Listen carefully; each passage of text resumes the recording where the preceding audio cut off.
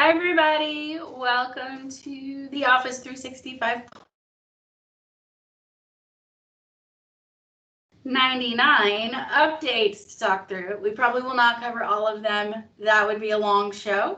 So we're going to give you guys our highlights of the things that are going to be relevant, going to be important to you guys. So let's pass it off to Mr. Thomas Duff to let us know what is in development that you are excited about. Okay, so there's a couple things that I will mention, and then I will leave other stuff for everybody else.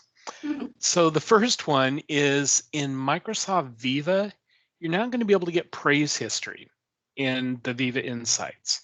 So it's nice that you get these little individual one-off praises in the whole bit, but if you're trying to go back and say, hey, I know I've gotten some praises here in the past, what are they? Well, now you're going to be able to get a link to take you to a list of your praise history for your sent and received over the last 6 months. I think that's really awesome because now it gives you a chance to go grab this information for the sake of reviews or stuff like that. So I like that one. I've had a hard morning, so I'm going to go look at when people said I was awesome. That's what I have my kudos file for in OneNote. It works.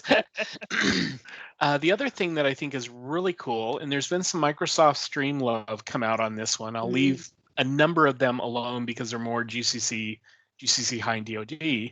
But for general release, we have video viewer retention analytics. See which parts of a video are watched. So additional analytics for video files uploaded to SharePoint and OneDrive, allowing video owners to see and analyze the viewership retention of a video and determine what parts were watched the most or least. For a regular team meeting, that's probably not that important. But if you've got these videos that are being put out by strategic communications or groups like that, and they want to see, hey, where were people watching? Where were people fast forwarding? This is going to be like a killer feature. And I know we've had this request in the past. It's going to be nice to let people be able to do this kind of work on their own. So cool stuff. Yeah, absolutely. Well, that's really cool. I like that. How about you, Tamara? Why don't you give us some updates that are exciting to you in development? I have some exciting updates. However, the descriptions are lacking. So Microsoft Teams revised in-meeting share experience in the DoD environment. So the user interface in the in-meeting share feature in Microsoft Teams has been redesigned to help presenters find their desired content more quickly and easily. And this feature has been delayed. So psych, it's there, but it has been delayed. It's supposed to come out by the end of October. Quite frankly, I haven't found it hard to share within the DoD environment, so I'm interested in how they're going to make it a little bit easier. Along those same lines, OneDrive and SharePoint improve the move or copy user experience. Microsoft is refreshing the move copy user experience in OneDrive and SharePoint to make it easier for you to choose where to move or copy your files and folders. Again, I think it's pretty easy right now, so I'll be interested in how they're going to make it easier. And then one last one, Visio.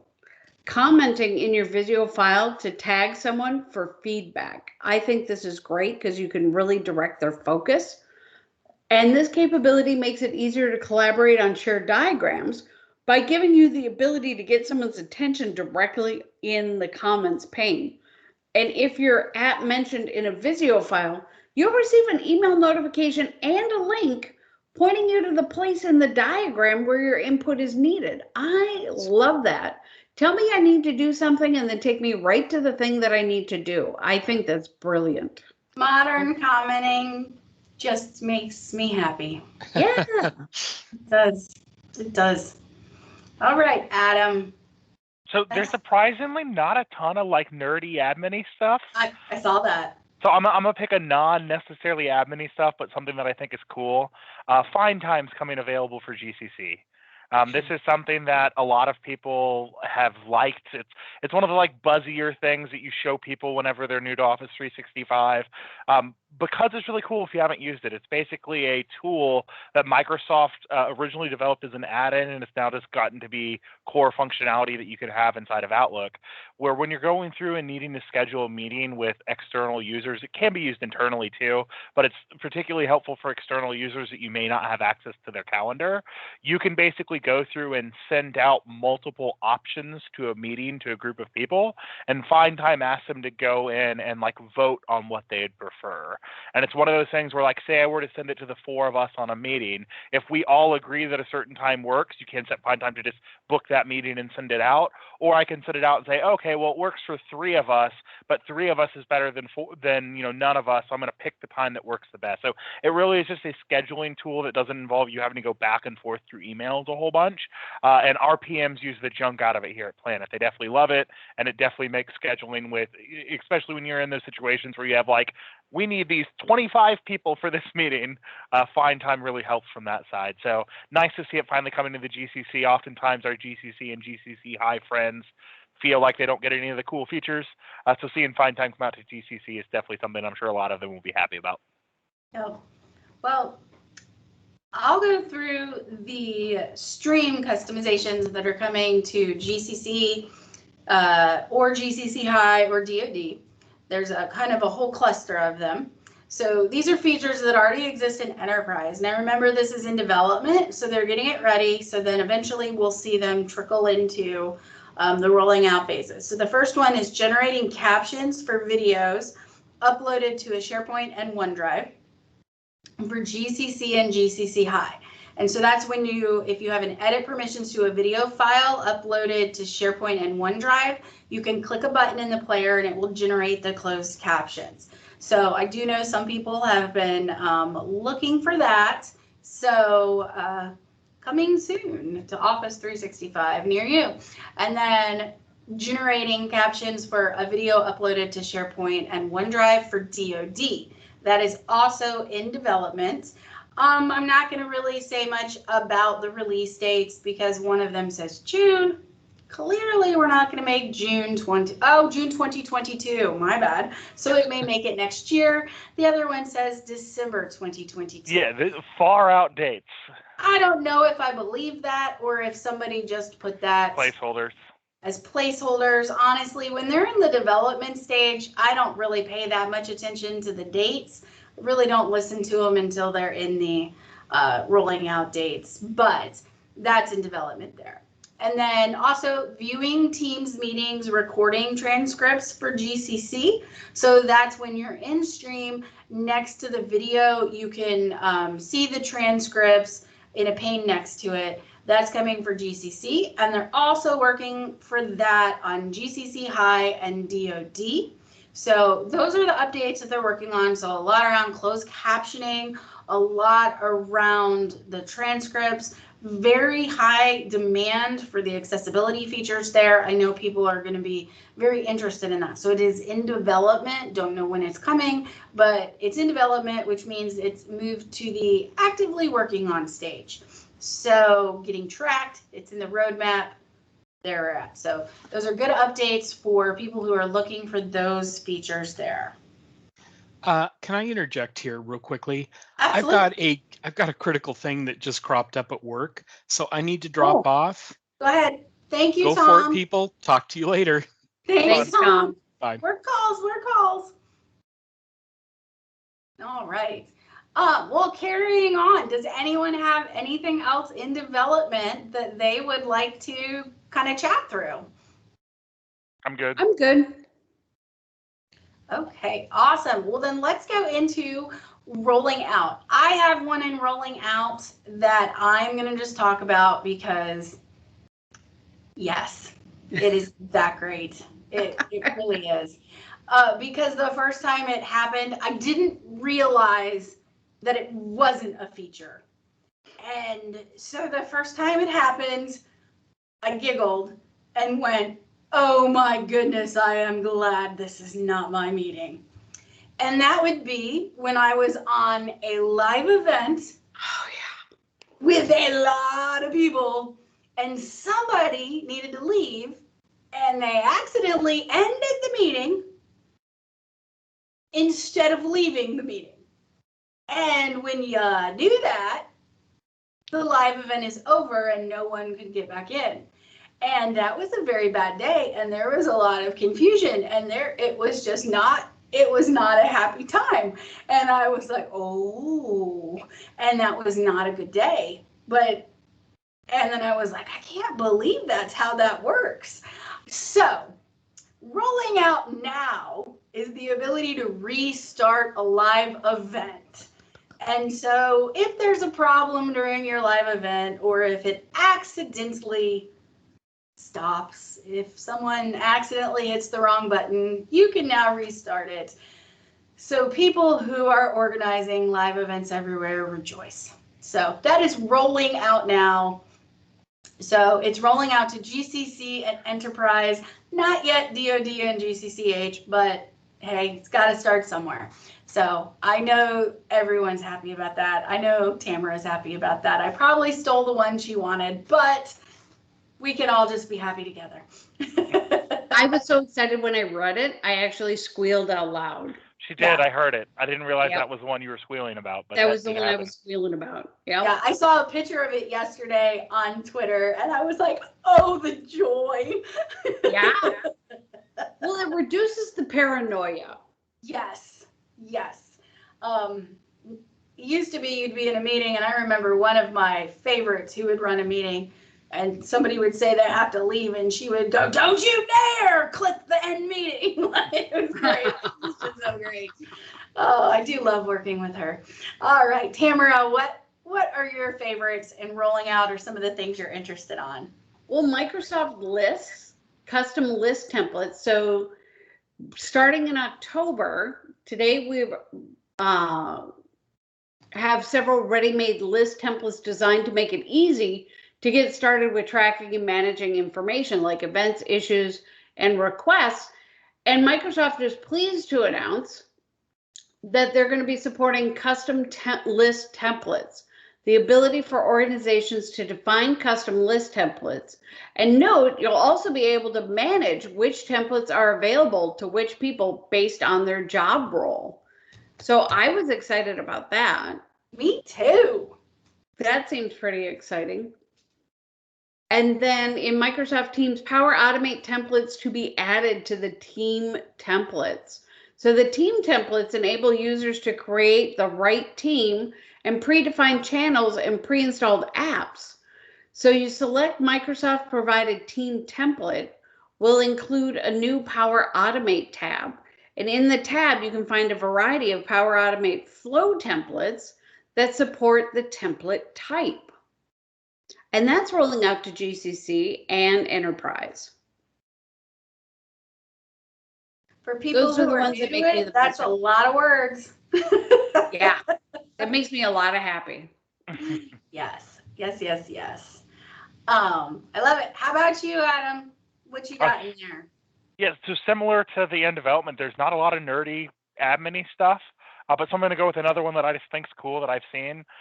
So we mentioned this briefly when it was in development before, but they've now moved to launch with the new OneDrive bar, to rolling out for the OneDrive new command bar. So I've actually seen this in our tenant. If you know, whenever you're going through and accessing a file on OneDrive, at the top was a whole bunch of information. So if you're like me and you're an admin and you know all the buttons, this was kind of cool, but it's pretty overwhelming for users. It gave them like options to add Power Automate directly onto files and stuff like that like 99% of your users aren't going to touch. So they simplified it quite a bit.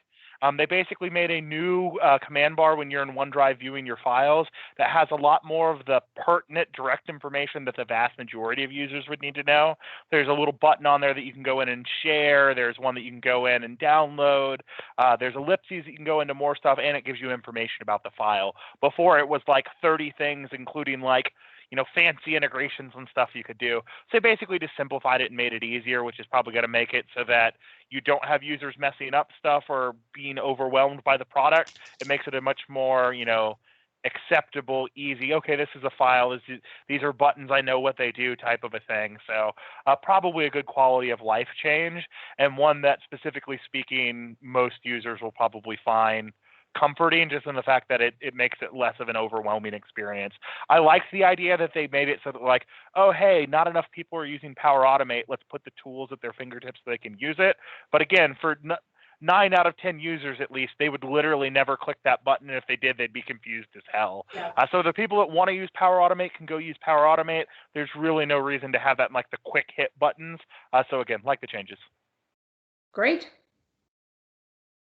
That's it for me, Jen. Very cool, very cool. Let's see, rolling out, there's some Teams room managed services, things going on for like managed firmware updates. So if you needed some additional OEMs and device types to get managed, some firmware updates. So if you had some issues with devices, you might want to check that out, as well as dynamic signal tickets. So incident detection based on a dynamic portfolio for signals and intelligence. So just basic improvement there if you're managing Microsoft Teams room devices, as well as there was one for wired HDMI ingest for Microsoft Teams rooms on Android. So wired ingest for sharing from a desktop. So I know a lot of people, if you were waiting for that, you were probably really waiting for that for a better experience. So if you're managing Microsoft Teams rooms and managed services and managed devices, there's probably some really interesting things in that rolling out category that you're going to want to pay attention to. So a good week for you. All right. And then anything else in here you guys want to kind of pay attention to? I'm all good. All right. Well, then we will go to launched. And Tamara, I'm going to let you take it away. All right. I am really excited about what they're doing with Microsoft Teams. So they've got Better Together for calls on team phones, and this capabilities users will be able to use Better Together features on the P2P calls and group calls. Also, there's the follow or mute conversations in GCC. So this was not available to GCC, GCC High, or DoD. And this feature is going to empower users to have finer controls at a conversation thread level within the channel. So, which is great because if you're presenting during a meeting and people are really active within that conversation, it keeps pinging and can be very disruptive. I've had a very large conversation go on in a chat. And so while I was presenting, so it was great to be able to go in there and mute that particular chat and then unmute it after I was done with the presentation. And then finally, Microsoft Teams organized chats in the mobile app. Currently, they're organized by what was most recently active. This, in the Teams mobile app, you'll be able to pin chats and filter the chat list. So that's going to make it easier to have the chats that you access more frequently at your fingertips. So just another way to organize your information within Teams.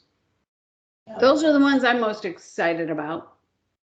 Well, cool. Well, I have one. I tend to be in the car a lot and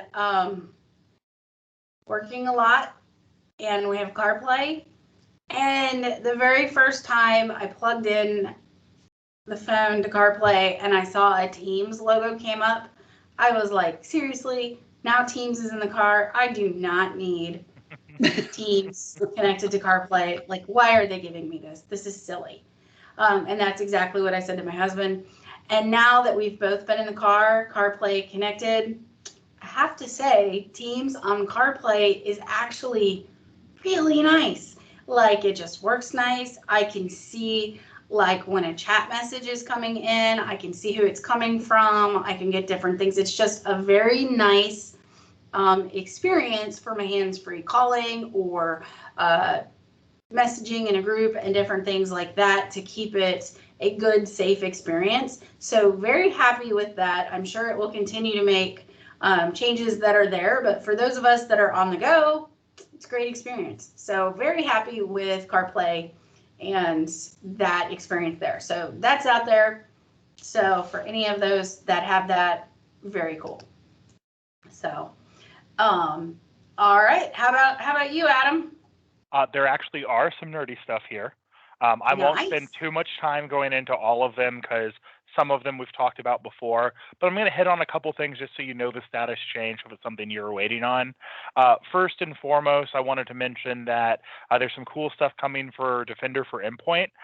Some web content filtering stuff is launching worldwide across tenants, and also some cool stuff with Linux EDR. So the Defender stuff being able to handle Linux servers and do that, I see as a crucial thing. Realistically speaking, where we're now getting deep in the COVID experience and everywhere we've been, Microsoft is really trying to position Defender as a full-on replacement for organizations to handle what you're doing from a security standpoint for your organization. And if you're a larger company, that involves Linux devices. It just does. We work with several like states and things like that. Like you're not going to have an organization that large that has nothing on Linux. So any solution that didn't include that was incomplete. And so previously, like a year and a half ago, when I was having these conversations, we're talking about doing endpoint or endpoint protection type stuff, only being able to do Windows was somewhat of an incomplete solution. So the fact that you're now seeing this launch is awesome for people on that side. They also, I know I've talked about this a time or two, but some of the cool stuff that they've been going through and doing from the Compliance Center with the insider risk management. Again, the insider risk management is basically protecting your company from your employees doing stupid stuff, going through and doing like bullying, sexual harassment, some of the things like that. Some of the insider risk management has tools designed to help figure that stuff out so you can be protecting yourself as an organization in the proper ways, looking through chat stuff. Some of that's launching. But one that's not super nerdy, but probably the thing that I saw that I was the most excited about, because this affects me day to day, spam notifications for team calls. How we do work on my team here at Planet is all of us actually have Teams voice and actually have a phone number that we associate with it. There's a couple reasons we do this. We give our contact information out to customers so they can get a hold of us. We also theoretically have the ability that like a calling service can call after hours if we have emergency escalation for a customer. But we don't really necessarily want the situation to be that you have to give your personal cell phone out to all your clients. So even though people have cell phones, what we do is we give them the Teams number, have that on our phone so we get messages, and then you have a clear work number that still rings to your cell phone. So it works fine if you're working remote. It's worked great for us for COVID. But it's also really annoying because the Teams numbers are just normal numbers. And I can tell you I've had multiple times over the last couple of years that I have a call coming in on Teams on that phone number that I feel like I need to go and answer, but I'm on a conference call with another client or something. And it puts you in a weird situation. Do you have to tell the client, hold on, I'm getting a call, I need to make sure it's nothing urgent? Now that I can't tell you how many times I've done that or like told my colleagues, hey, you're in charge of the meeting, I'll be back in a second, for it just to be, something about my car's extended auto warranty. I know, but that's something. urgent. Yeah. You're going to be responsible for all your repairs. Yeah. So the fact that now, and you see cell phone companies doing this too, but the fact that now Microsoft, when they suspect it's spam, will tell you, and I can be like, hey, it's probably not necessary for me to drop off the call. It will still show up in your call log. If they leave you a voicemail, you'll still get a voicemail. So even if it was like an incorrect qualification or classification, they would go through and you could look at it after the fact. But the fact that it's telling me that it's potentially spam, so because no joke, guys, I would guess like 30 to 50% of the calls that I got on that number were spam. So being able to not have to disrupt my day-to-day to do that, love that change. That's it from my side. I don't know if y'all have anything else you wanted to talk about and launched. I just a quick note. Also, again, for Microsoft Teams rooms, there's a mobile app that allows you to do like a remote control for the Teams rooms, and a lot of new features have been launched to that remote control app, so you can do more things like turning the mics on and off, turning the cameras on and off, adjust the audio, different things like that. So again, if you're using Teams rooms and managing those this week in the devices, this is a good week for you because there's a lot of new features up there that you've likely been waiting for. Yeah, I would have loved to have that at my old job where we actually had meeting rooms that had real, capabilities to join with audio conferencing and stuff. That would have been cool without having to use like the terrible kiosk in the middle that never worked.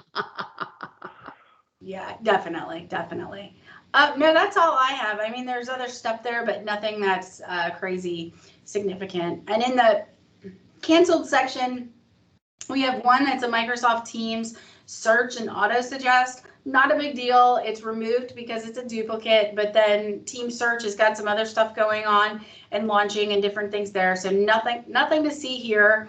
And then there's another one that was canceled, and it had to do with a policy for flexibility on Edge startup. So really nothing to see there, because it just doesn't matter. It was a policy of giving you more flexibility, so things that you could do when Edge starts up. So I'm sure it was something they either couldn't do or decided they didn't need to do, but just look for it next. Edge has more features than anyone's ever needed, and it seems to always be changing, but that one's canceled, so I wouldn't lose too much sleep over that. Doesn't seem like a feature that anyone needs to be worked up about. So I think that's all we have for this week. So that's all I have. How about you guys? Anything else new or exciting? No, it's almost the weekend, which is exciting. I'm very excited about that. Very excited. So everyone have a wonderful weekend, and we will be back next week to share more updates. Thanks, Bye now. everybody. Bye.